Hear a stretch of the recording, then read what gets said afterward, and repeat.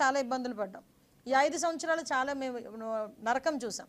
So ఈరోజు ఏదైనా ఒక విషయంలో ఒక ప్రొయాక్టివ్గా ఒక స్టెప్ తీసుకోవడానికి కొంచెం సిద్ధపడుతున్నారు కొంతమంది. నేనేమంటానంటే మీతో పాటు అందరూ సఫర్ అయిన వాళ్ళమే. అందరికన్నా ఎక్కువగా చంద్రబాబు నాయుడు గారు, పవన్ కళ్యాణ్ గారు కూడా సఫర్ అయ్యారు. చంద్రబాబు నాయుడు గారు ఏ రకంగా ఇబ్బంది పెట్టారో మనందరికీ కూడా తెలుసు.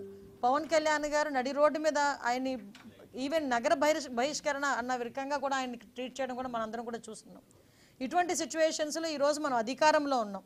అధికారంలో ఉండేటప్పుడు సంయమనం పాటించాల్సిన అవసరం తెలుగుదేశం పార్టీ కార్యకర్తలు కానీ, జనసేన పార్టీ కార్యకర్తలు కానీ అందరికీ కూడా ఉంది.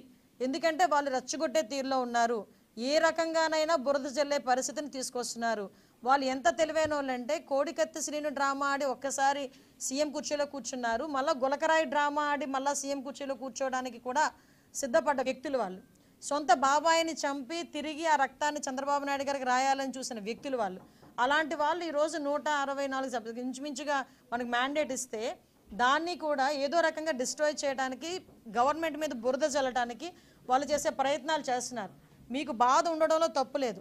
బాధ ఉంది కాబట్టి మేము ఏదో ఒక స్టెప్ వేస్తున్నాం అన్నది కూడా తప్పు. ఈరోజు చట్టాన్ని ఎవరు కూడా చేతుల్లోకి తీసుకోవాల్సిన అవసరం లేదు.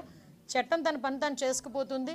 దయచేసి ప్రతి ఒక్కరు కూడా సమయం పాటించండి. బోత్ పార్టీస్, నేనేం చెప్తానంటే బోత్ పార్టీస్ మన తాలూకా రాజకీయంగా మన ఉనికి కాపాడుకోవడానికో లేకపోతే బురద జల్లే కార్యక్రమానికో కామన్ పీపుల్ని ఇబ్బందులు పెట్టే పరిస్థితి తెచ్చుకోకూడదు.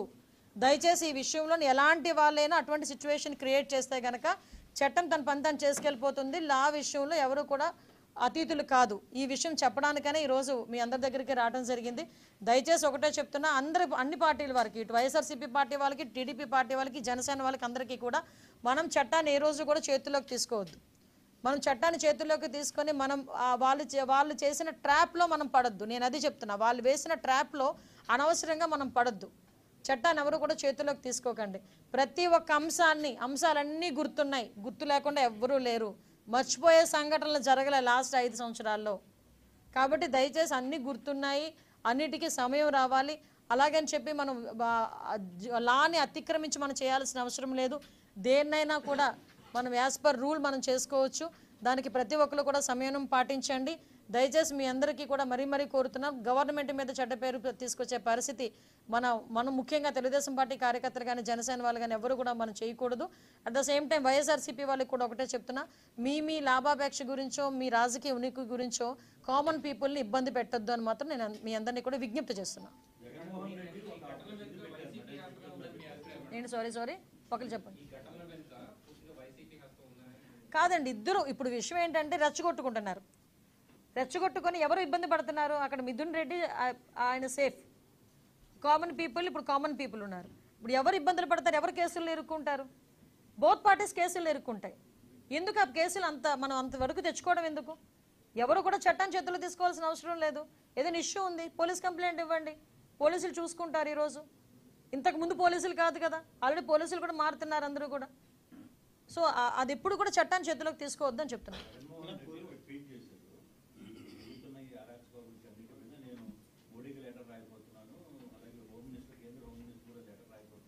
ఆ లెటర్స్ రాస్తూ కూడా ఈ 5 సంవత్సరాల్లో వాళ్ళ బాబాయ్ హత్య గురించి, సునీత గారి పోరాటం గురించి, అట్ ద సేమ్ టైం మన డాక్టర్ సుధాకర్ గారి హత్య గురించి, జడ్జి రామకృష్ణ గారి మీద అఘాయిత్యాల గురించి, ఇంకా పుస్తకాలు రాయొచ్చండి. వాటన్నిటి మీద కూడా ఒక నివేదిక ఇవ్వమనండి.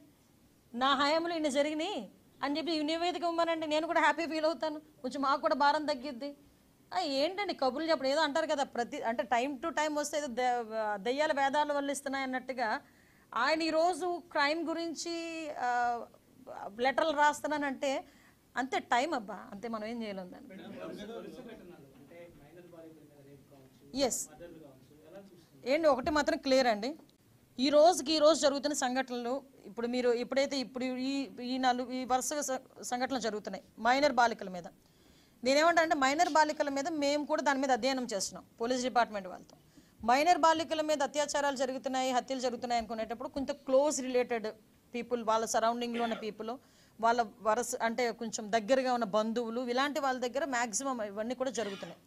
ఇవన్నీ ఒక ఎత్తు. నేను వీటి అన్నింటి గురించి మాట్లాడాలి. దీని మీద ఎట్టి పరిస్థితుల్లోనే ఒక కంక్లూజన్కి అయితే తీసుకురావాలి. దీని మీద చర్యలు అయితే తీసుకోవాలి. డెఫినెట్గా దాని మీద మేము చర్యలు తీసుకుంటాము. అట్ ద సేమ్ టైం ఒక అవేర్నెస్ ప్రోగ్రామ్ కూడా ఒక స్పెషల్ డ్రైవ్ పెడతాం. Women child welfare, education department, police department కలిపి ఒక స్పెషల్ డ్రైవ్ కూడా పెడతాం.